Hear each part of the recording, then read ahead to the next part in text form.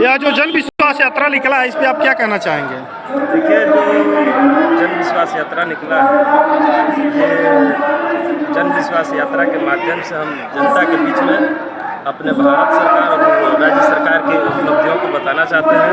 और जो भी काम हुआ है जनता के बीच में, उस काम के बल पे जन विश्वास यात्रा को जो हम लोग को मिल रहा है,